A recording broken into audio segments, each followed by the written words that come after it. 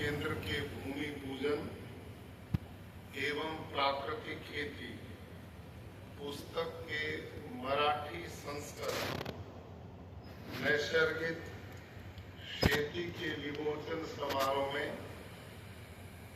हम सब के प्रेरणा स्रोत और सबके लिए एक आदर्श व्यक्तित्व भारत के सड़क परिवहन और राजमार्ग, जल संसाधन, नदी विकास और गंगा संरक्षण मंत्री भारत सरकार आदरणीय श्री नितिन गडकरी जी,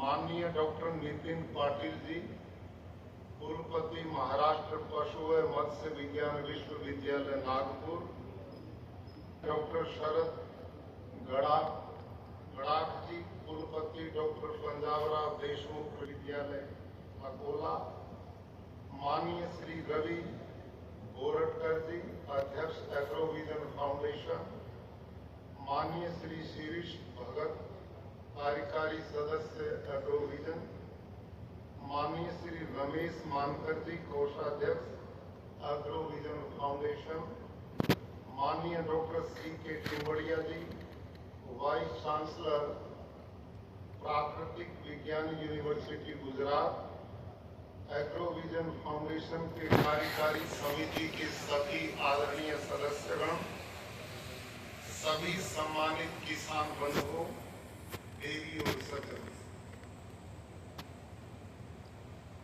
गत वर्ष इसी प्रकार का एक विशाल एग्रोविजन फाउंडेशन द्वारा लाखों किसानों का सम्मेलन मुझे नागपुर में देखने का सौभाग्य मिला था। आज पुनः माननीय गडकरी जी का आदेश हुआ और आप सब लोगों के दर्शन करने का पुनः सौभाग्य प्राप्त कर रहा हूं। इसके लिए मैं एग्रोविजन फाउंडेशन माननीय गडकरी जी का विशेष रूप से आभार व्यक्त करता हूं। भाई और बहनों, उस समाज का, उस क्षेत्र का, उस राष्ट्र का सौभाग्य होता है जहां कुछ ऐसे मनीषी, चिंतक और सकारात्मक सोच वाले लोग होते हैं जो भावी पीढ़ियों को रात दिन देने का काम करते हैं। उनमें ऐसे व्यक्तित्व आदरणीय नितिन गडकरी जी, जो रात और दिन सोचते ही रहते हैं। हम सब तो उनके मुंह की ओर देखते ही रहते हैं। एक कार्य खत्म होता नहीं, नया विजन सामने आ जाता है और हम सब इन बातों को एक युग था कि काल्पनिक सोचते थे। मैं जब छोटा बच्चा था तो हम बैल से, रेट हमारे यहाँ बोलते, कुएं से पानी निकलता था और उस जमाने में गडकरी साहब जैसे कुछ ऐसे लोग थे जो हमें कहते थे कुछ ही दिनों में ऐसा जमाना आएगा कि आप बटन दबाओगे तो धरती से पानी अपने आप निकलेगा। इसको आजकल हम ट्यूबवेल बोलते हैं, पंप्स बोलते हैं। और हम कहते थे ये कैसा बावला आदमी आ गया जो यूं कहता रात दिन 2 बैल चलते हैं, पीछे आदमी डंडा लेके चलता है, तब थोड़ा बहुत पानी मिल पाता है। और ये बोलते कि बटन दबाने से ही धरती में पानी निकलेगा। हम सब मजाक करते थे, लेकिन वो मजाक नहीं, संभव हो पाया। तो गडकरी जी ऐसे विजनरी लीडर कि जो कहते हैं उसको किए बिना छोड़ते ही नहीं। भाई और बहनों, महान पुरुष कौन होते हैं? जो महान पुरुष वो होते हैं जो बने बनाए रास्ते पर नहीं चलते, वो रास्ता नया बनाते हैं और बनाते ही नहीं, जमाने की गर्दन पकड़ करके लोग उसको उस पर चलाने का भी काम करते हैं। तो गडकरी जी एक ऐसे व्यक्तित्व और नेता है कि जो काम करना भी जानते हैं और काम करवाना भी जानते हैं। जीवन में वही सफल व्यक्ति है जो खुद काम करना भी जानता है और करवाना भी जानता है। और ये सौभाग्य नागपुर की इस धरती को मिला और आपके बीच में एक नई नई सोच और चिंतन वो देते हैं। आश्चर्य वो शहर में है, खेती और शेतकरी के प्रति कितना सम्मान का भाव उनका है। इस विदर्भ के क्षेत्र में 10,000 किसान खेती की गरीबी खर्चों से दुखी होकर आत्महत्या के लिए मजबूर हुए और उनके मन में एक भाव पैदा हुआ कि मैं इस किसान की समृद्धि का मार्ग तय करूंगा। अपने आज के संबोधन में किस प्रकार से उन्होंने एथनॉल की बात की, हाइड्रोजन की बात की, इलेक्ट्रिसिटी के इंजन कंपनियों से बनवा दिए और इनके पीछे उनकी सोच एक ही है कि मेरे देश का किसान केवल अन्नदाता नहीं, वो ऊर्जादाता भी बने और वो आत्मनिर्भर हो। भारत के माननीय प्रधानमंत्री जी ने हम सबको एक विजन दिया कि 2047 तक भारत को एक विकसित भारत बनाना है, विकसित राष्ट्र बनाना है। उस दिशा में मैं समझता हूं कि आज जो वक्तव्य गडकरी साहब ने दिया, यही वो रास्ता जो भारत को आत्मनिर्भर बना पाएगा, विकसित भारत बना पाएगा। आप सब इतनी बड़ी संख्या में शेतकरी भाई आए हैं और मुझे आज आपके दर्शन करने का सौभाग्य मिला। भाई और बहनों, पिछले 8-9 वर्ष से मैं खुद खेती करता भी हूं और पशुपालन भी करता हूं। कुरुक्षेत्र में मेरा गुरुकुल है, जिसमें 200 एकड़ भूमि पर मैं आपकी तरह यूरिया, डीएपी, जंतुनाशक की दवाई डालता था। लेकिन वहां कुछ ऐसी घटना हुई कि जिसने मेरे चिंतन को बदल दिया। दवाई छिड़कने वाला व्यक्ति ही दवाई छिड़कते बेहोश हो गया और मुझे सूचना है कि आपके महाराष्ट्र में भी पता नहीं कितने किसान देश भर में दवाई छिड़कते छिड़कते, कीटनाशक छिड़कते ही मर जाते हैं। जो लोग फलों पे, साग पे, सब्जी पे, अनाजों पे डायरेक्ट ही जहर का स्प्रे करते हैं और उसकी जड़ों में यूरिया, डीएपी डालते हैं, ये स्लो पॉइजन फल, साग, सब्जी के द्वारा हम सब के अंदर जा रहा है। आज अस्पताल भरे पड़े हैं बीमारों से। आप सब, मैं सारी जिंदगी बच्चे पढ़ाता रहा हूं, तो थोड़ी देर मेरी क्लास चलेगी तो हाना में उत्तर दोगे या नहीं देंगे? यदि देंगे तो समझूंगा कि इंटेलिजेंट छात्र आज मेरी क्लास में। आपसे मैं पूछना चाहता हूं, आज से 40-50 वर्ष पहले कोई कैंसर नाम की बीमारी को जानता था? कोई हार्ट अटैक को जानता था? कोई डायबिटीज को जानता था? कोई पैंक्रियाज फेल हो गई, किडनी फेल हो गई, किसी के ब्रेन ट्यूमर, कौन इन बीमारियों को जानता था? अभी 1, 2, 3 अगस्त को राष्ट्रपति भवन में पूरे भारत के गवर्नर्स का एक सम्मेलन था। उस सम्मेलन में माननीय प्रधानमंत्री जी, भारत के राष्ट्रपति, उपराष्ट्रपति, गृह मंत्री जी, कृषि मंत्री और लगभग 5 विभागों के केंद्रीय मंत्री भी उपस्थित रहे और उनमें उनके सेक्रेटरी भी उपस्थित थे। कार्यशाला थी हमारी, उसमें प्राकृतिक खेती के विषय को भी प्रमुखता से लिया गया और मेरे द्वारा वहां प्रेजेंटेशन दिया गया। उसके बाद हमारे 6 ग्रुप बनाए गए।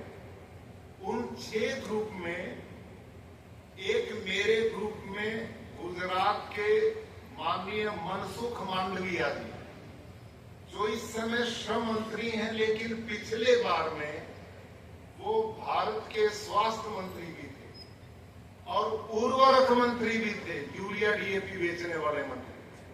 तो उन्होंने अपने अनुभव दिए, एक एक्सपेरिमेंट करा। ये सुनने की बात आप किसान भाइयों के लिए विशेष रूप से, उन्होंने बताया कि स्वास्थ्य मंत्री रहते हुए उन्होंने एम्स दिल्ली के डॉक्टरों की एक टीम बनाई और उस टीम को बताया कि आप भारत के उन हिस्सों का निरीक्षण करो जहां यूरिया, डीएपी, इंसेक्टिसाइड, पेस्टिसाइड का ज्यादा प्रयोग होता है।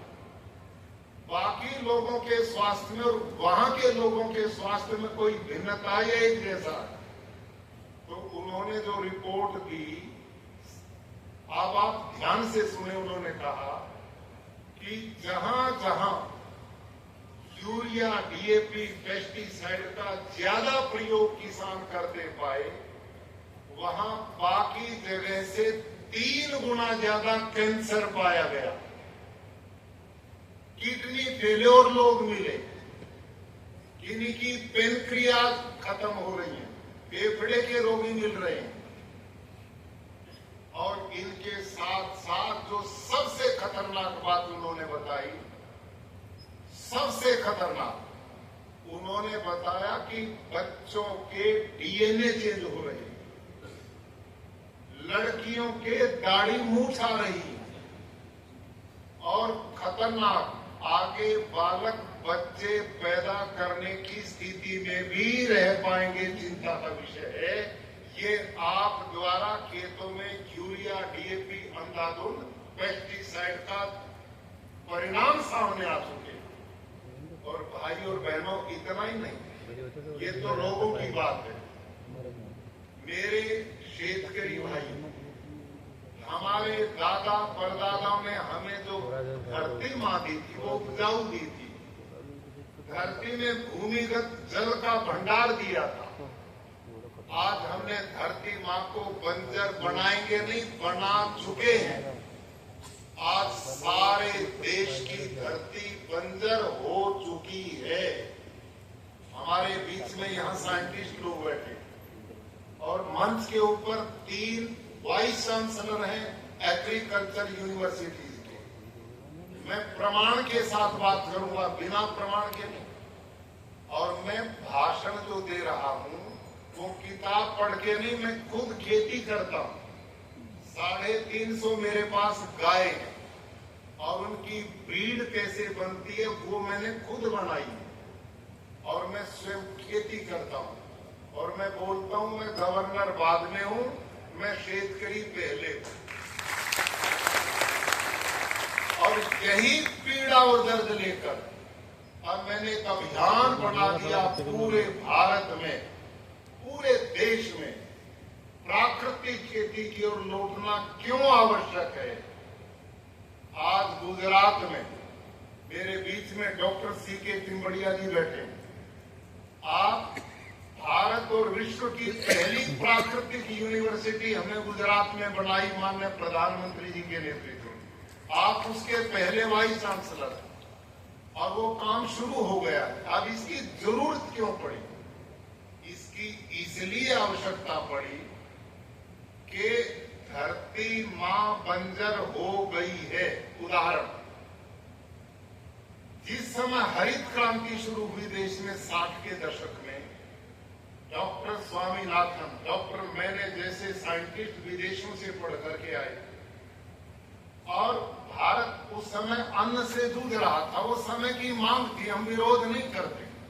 उन्होंने बहुत बड़ा उपकार किया देश पे, भूखा मरने से हमको बचाया था, वो जरूर थी।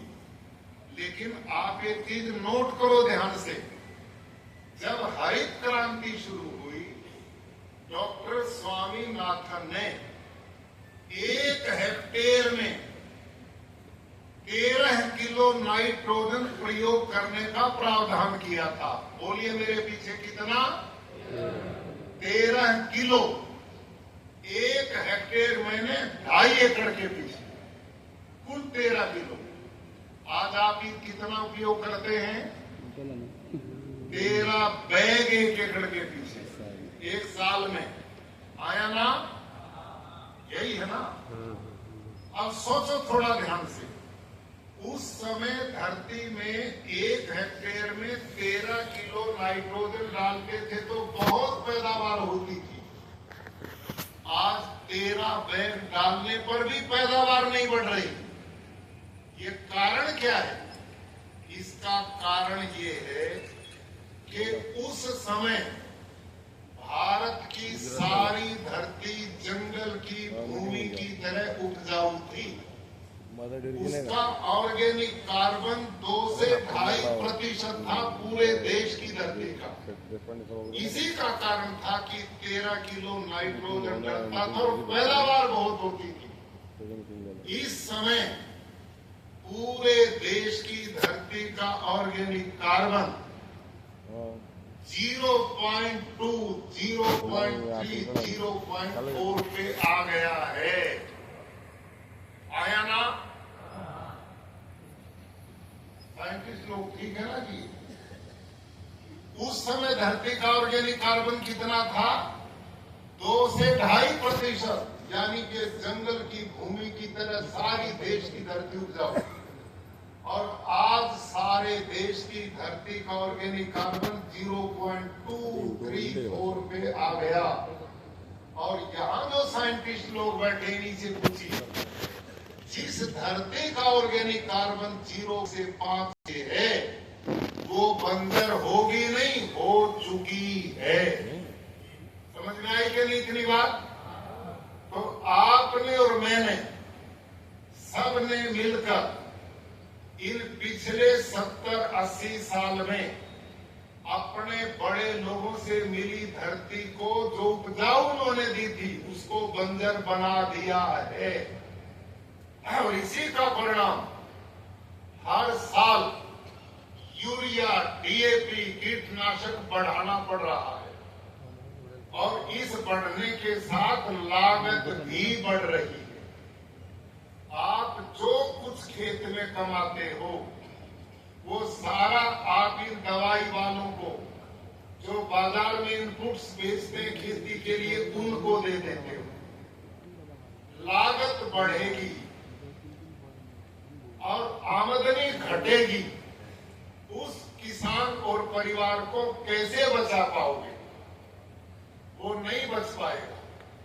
उसका एक ही तरीका है कि खेती में हमारी लागत न के बराबर हो और उत्पादन हमारा बढ़े। यही माननीय गडकरी साहब आपके बीच में कह रहे थे कि आपकी जब तक खर्चे नहीं घटेंगे और आमदनी नहीं बढ़ेगी वो चल नहीं पाएगा। भाई और बहनों, जिन लोगों का खर्चा और आमदनी बराबर हो वो सरवाइव नहीं कर पाते, और जिनका खर्चा ज्यादा हो और आमदनी कम हो वो कैसे बचेंगे? वही व्यक्ति धरती पर टिक पाएगा लंबा सुखपूर्वक जिसके खर्चे कम होंगे और आमदनी ज्यादा हो। आज रासायनिक खेती खर्चे ही खर्चे बढ़ा रही है। धरती का ऑर्गेनिक कार्बन घट रहा है। मैं विश्व के एग्रीकल्चर साइंटिस्ट जो मॉडर्न हमारी यूनिवर्सिटीज है और रासायनिक खेती की बात करते हैं, मैं सारे विश्व के साइंटिस्ट को चैलेंज पूर्वक निवेदन करता हूं, कोई साइंटिस्ट इस मंच पर आकर खड़े होकर घोषणा कर दे कि यूरिया से, डीएपी से, कीटनाशकों से धरती का ऑर्गेनिक कार्बन बढ़ता है, तो हम आपके बीच में उनको गुरु स्वीकार करने को तैयार हैं। मैं गारंटी से बोलता हूं कि यूरिया, डीएपी, कीटनाशक से ऑर्गेनिक कार्बन बढ़ता नहीं, घटता है। और इसका प्रमाण डॉक्टर स्वामीनाथन ने जब हरित क्रांति शुरू की, उस समय धरती का ऑर्गेनिक कार्बन 2 से 2.5% था पूरे देश का, और आज 0.234 पे आकर खड़ा हो गया। अब ये ऑर्गेनिक कार्बन बढ़ा या घटा, बोलिए? घटा है ना। और जिस धरती में जितना ऑर्गेनिक कार्बन बढ़ेगा, उदाहरण के लिए जैसे हमारे शरीर को ऑक्सीजन की जरूरत है, जैसे हमारे शरीर को ब्लड की जरूरत है, तभी ये चलता है, ऐसे ही धरती मां को भी ऑर्गेनिक कार्बन के बिना ये पैदावार नहीं दे सकती। और ये ऑर्गेनिक कार्बन बढ़ाने का काम प्राकृतिक खेती के द्वारा सूक्ष्म जीवाणु करते हैं, कांडूल करता है, केचुआ करता है, अर्थवर्म करता है, मित्र कीट करते हैं। इस काम में हमने कुछ नहीं करना है, बस प्रकृति की व्यवस्था को छेड़ना नहीं है, उसको व्यवस्था को खराब नहीं करना। अगली बार उत्तर देंगे आप कभी जंगल में गए होंगे, जंगल में सैकड़ों हजारों तरह के पौधे होते हैं, वनस्पति होती, स्वतः होते हैं। आप सबसे पूछता हूं मैं, वहां यूरिया कौन देने जाता है? डीएपी कौन देता है? जंतुनाशक, कीटनाशक कौन डालता है? वहां गोबर की खाद कौन डालता है? वहां पानी देने कौन जाता है? कोई भी नहीं जाता। और जंगल का पेड़ जब फल का समय आता, फलों से लद जाता, और जंगल के पेड़ के किसी भी पत्ते को तोड़िए और लेबोरेटरी में ले जाइए, प्रयोगशाला, और उस पर रिसर्च कराइए, खोज कराइए, उस पत्ते में एक भी पोषक तत्व की कमी नहीं मिलेगी। उसमें phosphorus, zinc, potash, magnesium, iron, copper सब कुछ है। जब जंगल में प्रकृति सारे तत्वों की पूर्ति हर पेड़ पौधे के लिए करती है, तो वो मेरे खेत में क्यों नहीं करेगी? जो नियम जंगल में काम करता है वही हमारे खेत में काम करे। इसका नाम प्राकृतिक खेती है, नेचुरल फार्मिंग है। समझ में आई बात? अब ये स्थिति कैसे बनेगी? ये स्थिति ऐसा घबराने की कतई जरूरत नहीं है। जिनकी धरती बंजर हो गई, वो 2 ही साल में दोबारा सोना उगलने लगेगी। मैं जो आपके बीच में खड़ा हूं, मेरे पास 200 एकड़ धरती गुरुकुल कुरुक्षेत्र में भूमि है, उसमें 100 एकड़ मेरी धरती आपकी तरह बंजर बन चुकी थी। मैं उसे भाड़े पे देता था, लीज पे देता था। लोगों ने यूरिया, डीएपी डालते डालते अंत में मेरी धरती छोड़ दी। कहा इसमें कुछ नहीं होता। मैंने उसका ऑर्गेनिक कार्बन जब टेस्ट कराया यूनिवर्सिटी हिसार में साइंटिस्ट के द्वारा, तो उसका ऑर्गेनिक कार्बन 0.23 था, और साइंटिस्ट ने कहा वाकई ये बंजर हो चुकी है, अब उपजाऊ कैसे करो? मैंने इसी प्राकृतिक खेती को सीखा, जाना, समझा। इसमें केवल एक देसी गाय की जरूरत पड़ती है किसान को, एक देसी गाय, साहिवाल, थारपार, कराटी, गिर, हरियाणवी, लाल सिंधी, अबोर, आपके यहाँ जो लोकल ब्रीड है उसी में ये गुणवत्ता बाकी किसी में नहीं पाई। मैंने गाय का, बकरी का, ऊंट का, घोड़े का, जर्सी गाय, होस्टन गाय, सब पशुओं के भैंस का गोबर इकट्ठे किए और उनको सुखाया और उसकी थैलियां बनाई, उस पर नंबरिंग लिखे किसमें किसका गोबर है। और वो मैंने एग्रीकल्चर यूनिवर्सिटी हिसार में माइक्रोबायोलॉजी के साइंटिस्ट डॉक्टर बलजीत सारंग इस समय भी, जिन्होंने अमेरिका, ब्रिटेन, जर्मनी, फ्रांस, वहां के साइंटिस्ट के साथ काम किया, मैंने उनको नहीं बताया कि इसमें किसका गोबर है, उनको दे दिया इसमें बताओ खेती के लिए कौन सा गुणकारी होगा। मेरे शेतकरी भाइयों, उन्होंने 6 महीने रिसर्च की हर एक पे, और वो खुदे वो थैली पकड़ाई जिसमें भारतीय नस्ल की देसी गाय साहिवाल का गोबर था, और उसने कहा इस गाय के 1 ग्राम गोबर में 300 करोड़ से ज्यादा सूक्ष्म जीवाणु हैं, और वो सैकड़ों प्रकार के हैं जो जमीन की उर्वरकता को बढ़ाने का काम करते हैं। उससे हम जीवामृत बनाते, घन जीवामृत बनाते। जो पुस्तक आज आपको मेरी दी जाएगी, मैं इसके लिए बधाई देता हूं माननीय गडकरी साहब को। पिछले वर्ष में आया तो मैंने अपनी वो हिंदी में लिखी पुस्तक इनको भेंट की, और इन्होंने निर्णय लिया कि मेरे प्रदेश के किसान इससे लाभान्वित हो। उन्होंने अपने साथी मंडल रवि कोटकर जी और जो मंच पर सज्जन आए, उन सबको भी मैं साधुवाद देता हूं। उन्होंने मराठी में उसका अनुवाद किया। आज वो आप सबके हाथों मिलने वाली आप सबको, और उसमें पूरी विधि प्राकृतिक खेती की मिलेगी। आप कैसे जीवामृत बनाएं, कैसे घन जीवामृत बनाएं, कैसे आप वो पेस्टिसाइड जो प्राकृतिक है वो कैसे बन सकती है, सबकी व्यवस्था उसमें आपको मिलने वाली है। और मैंने प्राकृतिक खेती अपने खेत में उस बंजर भूमि में शुरू की। एग्रीकल्चर यूनिवर्सिटी के कृषि विज्ञान केंद्र के साइंटिस्ट कहने लगे इसमें कुछ नहीं होगा, आप क्यों गोबर गोमूत्र में उलझे बैठे हो। मैंने कहा कोई बात नहीं होगा तो फिर आपकी शरण में आ जाएंगे, अब तो मैं करके देखता हूं। मैंने धरती में बीजामृत से बीजों को संस्कारित किया। घन जीवामृत 1-1 टन मैंने 1-1 एकड़ में दिया, और पौधारोपण करके धान का, चावल का मैंने प्रत्येक पानी में जीवामृत दिया। मेरे किसान भाइयों, पहले ही वर्ष मेरे उसी बंजर भूमि में 26 से 27 क्विंटल एवरेज में चावल धान पैदा किया, पहले ही वर्ष।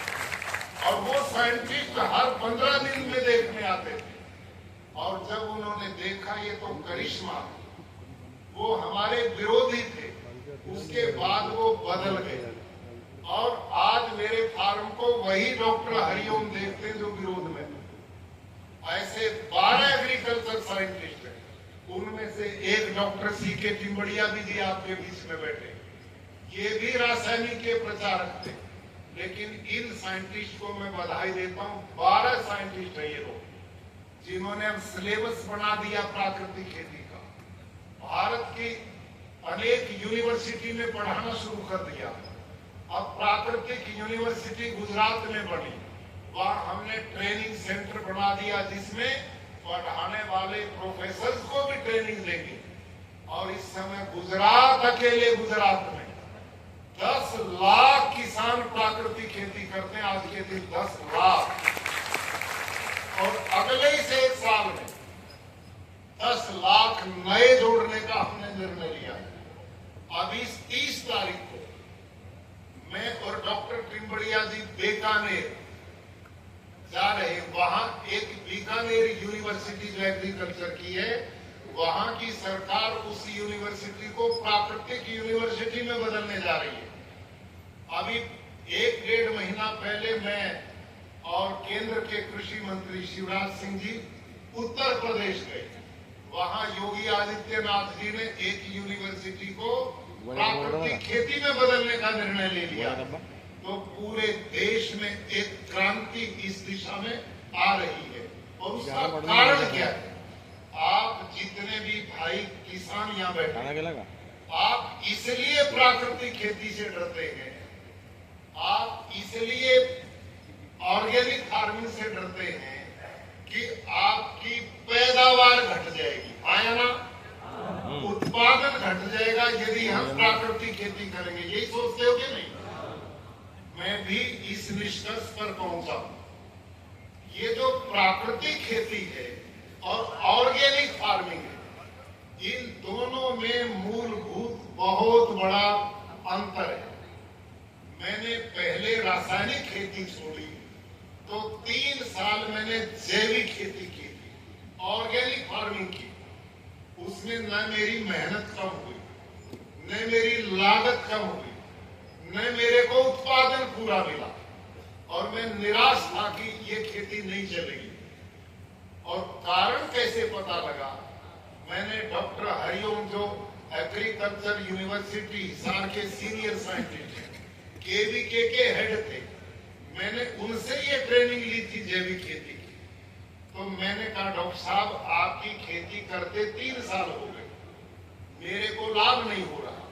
तो उन्होंने मेरे को 2 यूनिवर्सिटी के कृषि वैज्ञानिक का लिटरेचर दिया, साहित्य दिया, और उसमें लिखा था जैविक खेती क्या है, उसके मूल सिद्धांत क्या है। अब इसको ध्यान से थोड़ा सा सुनिए। जो जैविक खेती है उसमें जो गांडुल प्रयोग होता है, जो उसमें केचुआ प्रयोग होता है, अर्थवर्म, वो भारत का है ही नहीं, वो बाहर से आयात किया जाता है। और किसान एक दूसरे से खरीदते, मैंने भी खरीद के लिया था। वो गांडुल केवल गोबर खाता है, मिट्टी नहीं खाता, धरती में छेद नहीं करता, और एक टेम्परेचर बढ़ता तो मर जाता, घटता तो भी मर जाता, शरीर से हैवी मेटल छोड़ता है, वो खाद में मिलकर हमारे आहार में जाते हैं। एक बात। दूसरा, अब ध्यान से थोड़ा सुनिए। जैविक खेती में हम पक्के पिट बनाते हैं, गड्ढे बनाते हैं ईंट से, और उसमें गोबर की खाद डालते हैं, उसमें खेत का कोई पत्ते वत्ते वो भी डालते हैं, और उसमें उस केचुए को छोड़ते हैं जो बाहर से लाया हुआ है, वो उसको खाता है। 2-2.5 महीने में जाके वो उसको वर्मी कंपोस्ट में बदलता है, उसको छानते हैं, केचुआ ऊपर आ जाता, वर्मी कंपोस्ट नीचे आता, फिर उसे खेत में डालते हैं। ये सब कुछ मैंने अपने हाथ से किया और करवाया।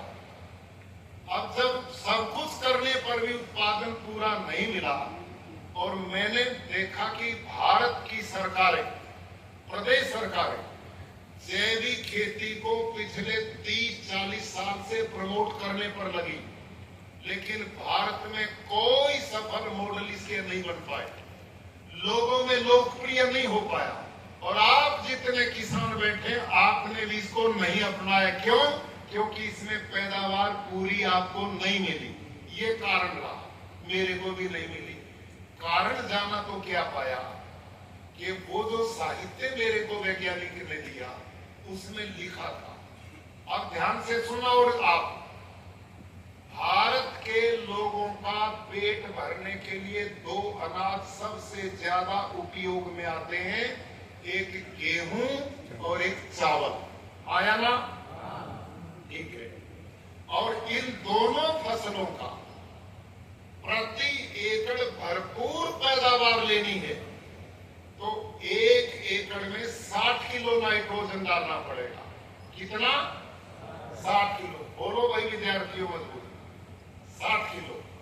अब जैविक खेती के द्वारा 60 किलो नाइट्रोजन कैसे मिलेगा?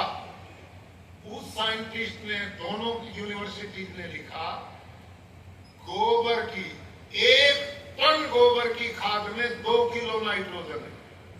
1 टन गोबर की खाद में कितना? 2 केजी नाइट्रोजन है। और हमें कितना चाहिए? 60 किलो। इसका मतलब क्या हुआ?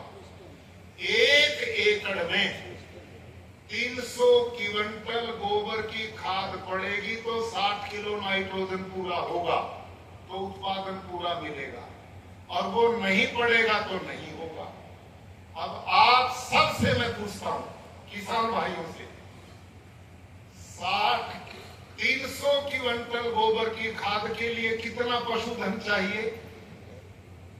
20-30 पशु चाहिए। किसान के पास एकड़ 1, पशु 30, वो पशु पालेगा या परिवार पालेगा? है या ना? बोलो, क्या ये संभव है? क्या आज इतना पशुधन हमारे पास में है कि प्रति एकड़ 300 क्विंटल गोबर की खाद डाली जा सके? नहीं है। नंबर 2, इतनी गोबर की खाद जिस खेत में पड़ेगी तो वहां अनवांटेड घास, खरपतवार, यानी कि बिना जरूरी जंगली घास बहुत पैदा होगा, है ना? उसको निकालने में सारा दिन लेबर लगेगी, जो पैदा नहीं होता वो लग जाएगा। दूसरी बात, तीसरी, उन्हीं साइंटिस्ट ने आगे लिखा कि यदि आप 300 क्विंटल प्रति एकड़ गोबर की खाद नहीं डाल सकते तो ये जो केचुए के द्वारा बनी वर्मी कंपोस्ट है, 150 क्विंटल में वही काम हो जाएगा जो 300 क्विंटल गोबर की खाद में होता है, यानी कि आधी लगेगी। 300 क्विंटल की बजाय 150 क्विंटल में 60 किलो नाइट्रोजन पूरा होगा। अब हम उनसे पूछते हैं कि 150 क्विंटल में कौन सा कम लगती है? उसमें 30 पशु चाहिए थे, ये 150 क्विंटल में 15 पशु चाहिए। अब एकड़ एक 15 पशु किसान कैसे पालेगा? तो ये संभव नहीं है। अगली बात, इतना गोबर की खाद जिस खेत में पड़ेगी उसमें मीथेन जैसी गैसेज पैदा होंगी जो पर्यावरण को खराब करेगी। मीथेन इसमें जो पैदा होती है वो कार्बन डाइऑक्साइड से 22 गुना खतरनाक है ग्लोबल वार्मिंग लाने के लिए। इसका नाम है जैविक खेती, इसका नाम है ऑर्गेनिक फार्मिंग। इसका परिणाम ये लोकप्रिय नहीं हो पाई देश में। प्राकृतिक खेती क्या है? इसमें इनपुट्स बाहर से नहीं लाना पड़ता। जैविक खेती में इनपुट्स बाहर से भी लेना पड़ता है, रासायनिक खेती में भी लेना पड़ता है और लागत कम नहीं होती।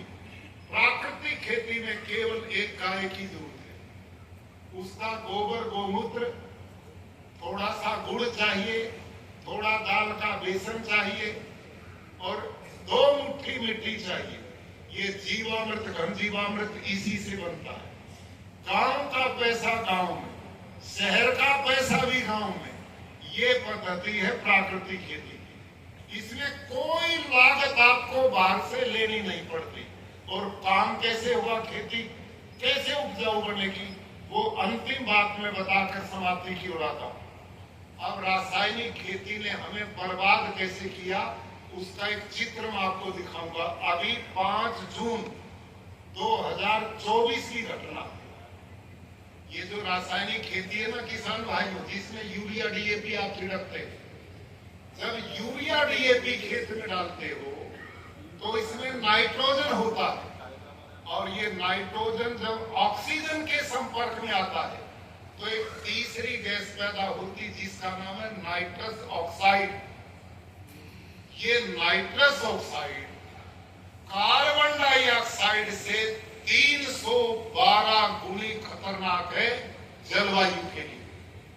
दोबारा सुनो ध्यान से, जो गोबर से गैस मीथेन निकलती है वो तो कार्बन डाइऑक्साइड से 22 गुना खतरनाक है, लेकिन यूरिया डीएपी से जो नाइट्रोजन ऑक्सीजन में मिलती है उससे जो नाइट्रस ऑक्साइड बनती है वो 312 गुना ज्यादा खतरनाक है। अब आप सोचिए, इस देश और दुनिया में लाखों टन यूरिया धरती पर फैलाते हो, इस ग्लोबल वार्मिंग में कितना बड़ा योगदान है। नीति आयोग की एक विशेषज्ञ ने मुझे बताया 24% ग्लोबल वार्मिंग के लिए आपकी ये रासायनिक खेती जिम्मेवार। इसने पानी पीने का नहीं छोड़ा, बोतल लिए हम घूमते हैं। धरती में भूमिगत पानी नहीं छोड़ा क्योंकि वर्षा जल धरती पी ही नहीं रही। धरती पत्थर बन गई, बंजर बन गई। इसका प्रमाण अभी 5 जून को हमने एक नया गुरुकुल कुरुक्षेत्र में बनाया। उसका ग्राउंड छोटा पड़ गया, बच्चे ज्यादा थे। मैंने अपने मैनेजमेंट को कहा कि बराबर में किसान से भाड़े पर एग्रीमेंट करो, 10 साल का जमीन बच्चों के ग्राउंड के लिए लो।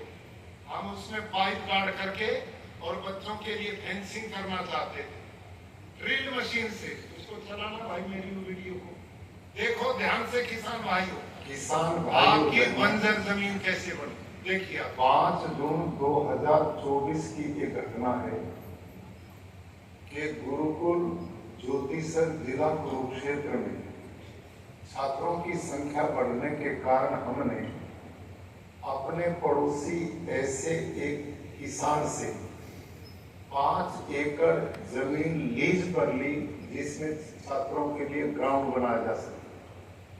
उसकी फेंसिंग के लिए प्रबंधक समिति ने निर्णय लिया ये देखिए कि उसमें ड्रिल मशीन के द्वारा जमीन में होल करके पाइप लगाकर उसमें तार फेंसिंग की जाए ताकि बच्चे अंदर सुरक्षित रह सके।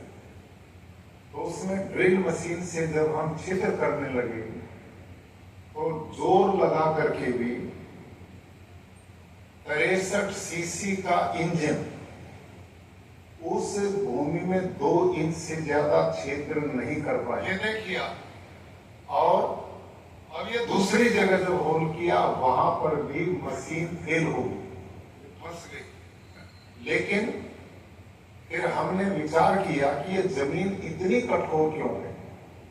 क्या गुरुकुल कुरुक्षेत्र ये मेरा की फार्म जमीन में है, हम ये प्राकृतिक खेती करते हैं, क्या वो भी जमीन इतनी कठोर है? तो हम ड्रिल मशीन को गुरुकुल कुरुक्षेत्र के खेतों में लेकर के गए। तो वहां पर जब ड्रिल की गई तो कुल 30 सेकंड में 2.5 फीट गहराई तक ड्रिल मशीन ने छिद्र बना दिया।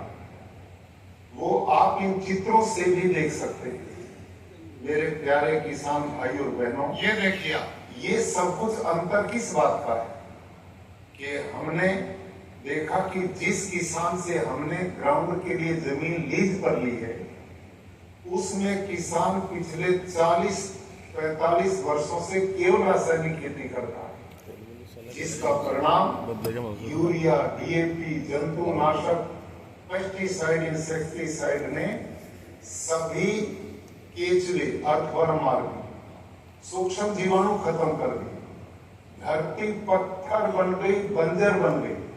इसका परिणाम है कि इस समय भारत की धरती पानी नहीं पी रही। वर्षा जल जब बरसता है तो ऊपर वाली 6 इंच मिट्टी को बहा करके ले जाता, बाढ़ आ जाती है और भूमिगत जल को हम ट्यूबवेलों के द्वारा, पंप्स के द्वारा खींच करके निकाल रहे हैं और वर्षा जल धरती माता पी नहीं रही है। इस कारण भूमिगत जल घटता जा रहा है, जमीन बंजर होती जा रही, पत्थर होती जा रही, जबकि गुरुकुल कुरुक्षेत्र के प्राकृतिक खेती फार्म में बंद कर दे। छोटू किसान भाइयों देखा आपने, ये इसी 5 जून की घटना है।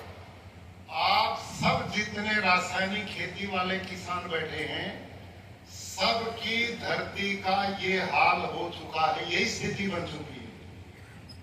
यूरिया में 45% तो नमक होता है और वो नमक धरती के सारे स्रोत को बंद करके पत्थर बना देता है।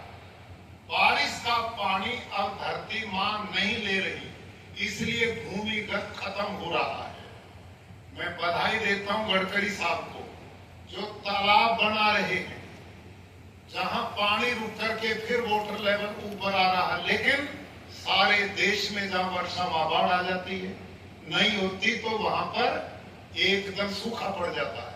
अब हमारे धरती आपने देखी, जब उसमें ड्रिल गई तो मिट्टी की क्वालिटी देखो हमारी कितनी बढ़िया मिट्टी थी और पहली मिट्टी में धूल उठ रही थी, उसमें कुछ भी पोषक तत्व बचे नहीं और वो बनाते हैं सूक्ष्म जीवाणु, वो बनाता है केचुआ गांडू। अब मेरे खेत में अगली वीडियो और दिखा भैया, हमारे खेत को देखने के लिए भारत के राष्ट्रपति कोविंद जी गए थे, उनसे पहले पिछले वर्ष भयंकर वर्षा ये और देखिए आप। आज मैं गुरुकुल कुरुक्षेत्र के प्राकृतिक कृषि फार्म पर पहुंचा। आप सब जानते हैं कि पिछले 10-11 जुलाई में उत्तर भारत में भारी बारिश हुई है और कुरुक्षेत्र में भी ये वर्षा पर्याप्त मात्रा में हुई, जिसके परिणाम स्वरूप सभी लोगों के खेत लबालब पानी से भर गए। ऐसी स्थिति में गुरुकुल कुरुक्षेत्र के प्राकृतिक खेती के अंदर जो केचुआ है, अर्थवर्म है, ये देखो वो एकदम धरती से बाहर निकला और जो रास्ते हमने चलने के लिए खेतों के बीच में बनाए हैं, उनके बीच में आप देख सकते हैं कितनी बड़ी संख्या में केचुए रेंग रहे हैं, चल रहे हैं। और हमारे एक एक एकड़ में 8-10 लाख तक केचुआ काम करते हैं और ये भूमि में 8-10 फुट तक यूं सीधा छेद बनाते हैं, दूसरे छेद से ऊपर आते हैं, इससे जाते हैं और इससे आते हैं। इसका परिणाम क्या है कि धरती के अंदर जितना भी ये पानी वर्षा का ये है, पानी पी रही धरती, उन छिद्रों के द्वारा ये धरती माँ के पेट में जा रहा है। ये देखिए, ये तो दूसरा आप बुलबुले चित्र देख रहे हैं, इसमें पानी में वे बुलबुले उठ रहे हैं। ये सारा का सारा पानी केचुओं के द्वारा बनाए गए खेतों में छिद्रों में प्रवेश कर रहा है और पड़ोसी खेतों में पानी भरा खड़ा है, उससे फसलें बर्बाद हो रही हैं। लेकिन हमारे खेत का जितना भी पानी था वो केचुए द्वारा बनाए गए छिद्रों के द्वारा सारा धरती माँ के पेट में चला गया। यह है नेचुरल वाटर हार्वेस्टिंग सिस्टम। बंद कर दे भैया जी। इसके लिए किसान भाइयों, ये प्रैक्टिकल है। ये आपने ये सब चीजें केवल पुस्तकी है नहीं बता रहा मैं, ये खेत में मेरे में जो हुआ देखता। आपके यहाँ इतना गांडुल है किसी के खेत में बताओ? ये देखो आप, अब समझो ये जो गांडुल है ये एक जीवन में 40 से 50 हजार बच्चों को जन्म देता है और ये धरती में देखो यूं छेद बनाता है और दूसरे से आता है, इससे उसी से वापस नहीं आता। ये मनरेगा वाले तो आपसे शाम तक पैसे मांग लेते हैं, ये तो बिना पैसे का मजदूर भगवान ने आपको भेजा है। और ये केचुआ जो धरती 10 फीट तक छिद्र बनाता है उसको वर्मी बोझ से लिपाई करते जाता है। 10 फीट तक धरती को ऑक्सीजन मिलता है, उसकी फर्टिलिटी बढ़ती है, पूरी जमीन को मुलायम बनाता है, पूरे छिद्र बनाता है और नीचे वाली खनिज पूर्ण मिट्टी को खा के जब पेट से निकालता है तो आपके खेत की मिट्टी से इसके पेट से निकली मिट्टी में 6 गुना ज्यादा नाइट्रोजन है। ये जो लोग कहते हैं ना नाइट्रोजन कहां से आएगा, ये मैं बता रहा हूं।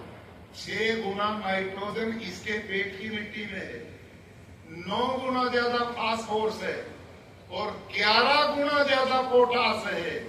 और शेतकरी भाइयों, जब ये मरता है ना ये केचुआ अपनी उम्र पूरी करके, तो धरती के 16 प्रकार के पोषक तत्व की पूर्ति करता है। धरती को 16 तत्व से ज्यादा किसी की भी जरूरत नहीं है। सारे पोषक तत्व अपना शरीर का बलिदान देता है।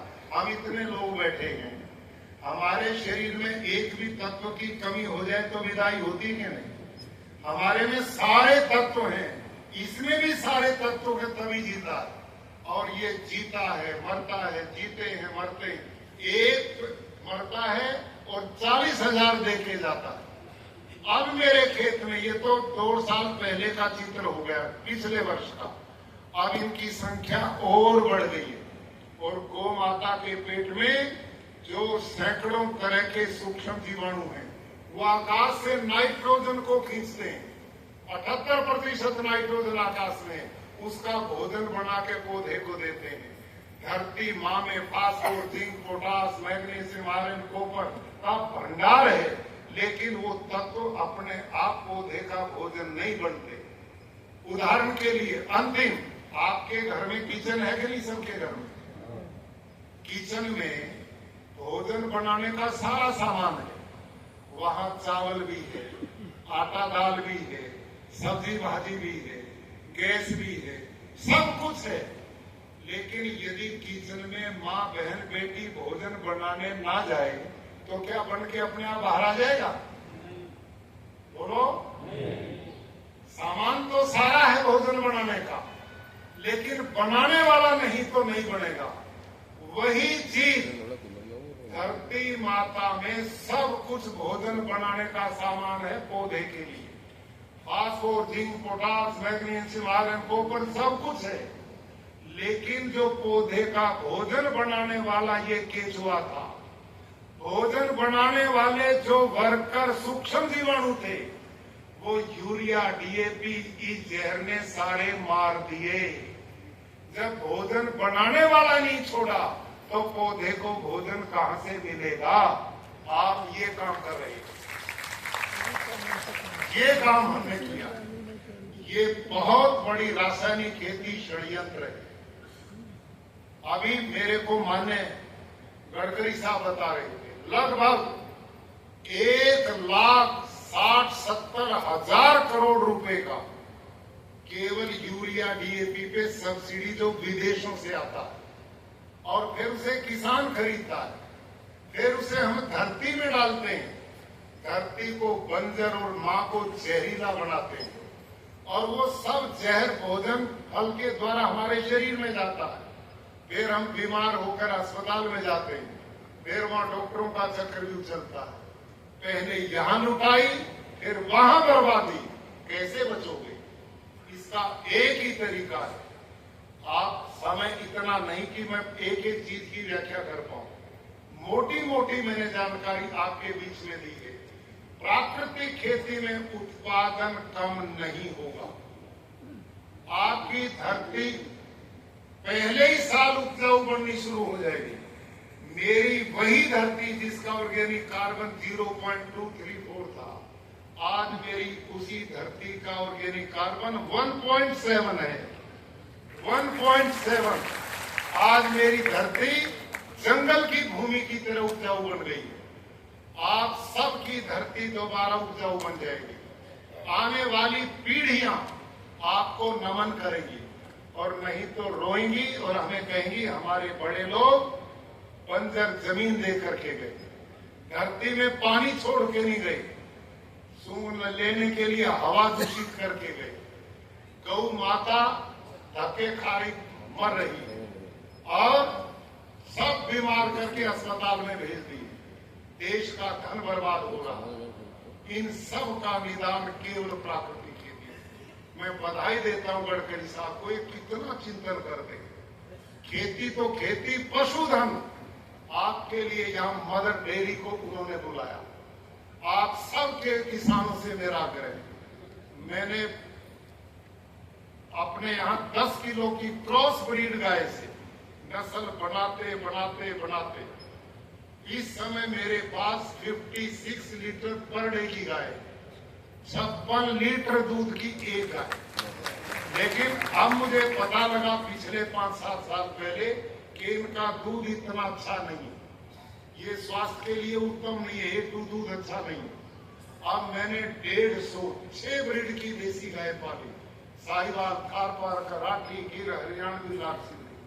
अब इंडियन ब्रीड गाय एक भी मेरे पास 12 लीटर से नीचे की नहीं है, और 22 लीटर पर डे दूध देने वाली गाय मैंने अपने हाथ से पैदा की। और आने वाले दिनों में मैं भारतीय नस्लों को 25 लीटर तक ले जाने की तैयारी में हूं। अब ऐसी गाय होगी और खेती प्राकृतिक होगी तो आपके लिए सीधा मोक्ष के रास्ते खुले मिलेंगे। यहां भी लोगों को जीवन दोगे और भगवान आपके शुभ कर्मों से मुक्ति की ओर ले जाएगा। अब आप क्या कर रहे हैं? धरती को बंजर, पानी को दूषित, हवा को बर्बाद, लोगों को बीमार, कैंसर दे रहे हैं। इससे बताओ मुक्ति मिलेगी या नरक मिलेगा? इसको छोड़ना चाहिए कि नहीं? अब ईमानदारी से बताओ, मैं इतनी दूर से गडकरी